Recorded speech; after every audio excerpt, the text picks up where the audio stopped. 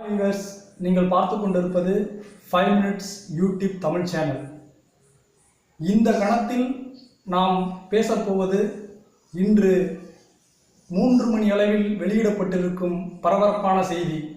மத்திய அரசால் வெளியிடப்பட்டிருக்கிறது. 500 ரூபாய் 1000 ரூபாய் நோட்டுகள் தடை செய்யப்பட்டிருக்கிறது. செல்லத்தக்காது என்பதுதான். இவற்றை மத்திய அரசு திடீரென வெளியிட்டிருக்கிறது. இவற்றை குறித்து மோடி உரையாற்றியிருக்கிறார்.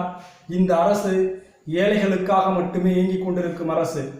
அவர்களது நலனை கருதி கருப்பு பணத்தையும் ஊழலையும் முற்றிலும் ஒழிப்பதற்காக இந்த முயற்சி எடுக்கப்பட்டிருப்பதாக தெரிவித்திருக்கிறார்.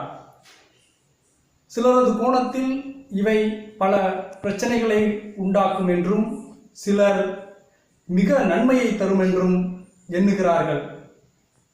ஆனால் இவை முக்கியமாக கருத்தில் கொண்டால் மிக மிக ஒரு அருமையான விஷயம்தான். ஏனென்றால் இந்தியாவில் உள்ள அனைத்து கருப்பு பணங்களும் முற்றிலுமாக தடைபடுவதற்கு இது மிகப்பெரிய வாய்ப்பாக அமையும் என நம்பப்படுகிறது.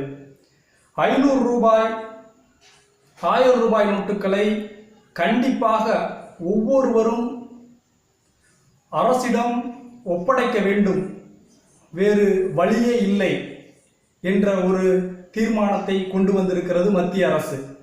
இதனால் அதிகமானோர் கருப்பு பணமாக பதுக்கி வைக்கப்பட்டிருக்கும் அனைத்து ரூபாய் நோட்டுகளும் வெளிவர வாய்ப்பு இருக்கிறது அல்லது காணாமல் போக வாய்ப்பு இருக்கிறது. எனவே இந்த செய்தியால்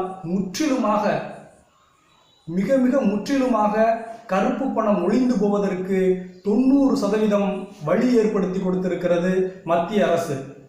இந்த 2000 ரூபாய் நோட்டுகளை பயன்படுத்துவதன் மூலம் மற்ற நோட்டுகளின் புழக்கங்கள் தடைபட்டுவிடும்.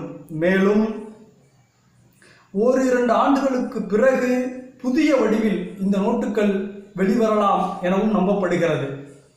எனவே இவற்றை நாம் அனைவரும் சேர்ந்து வரவேற்க வேண்டும். இந்தியாவில் ஊழலை ஒழிப்பதற்கும் கருப்பு பணத்தை ஒழிப்பதற்கும் நாம் கை கொடுக்க வேண்டும்.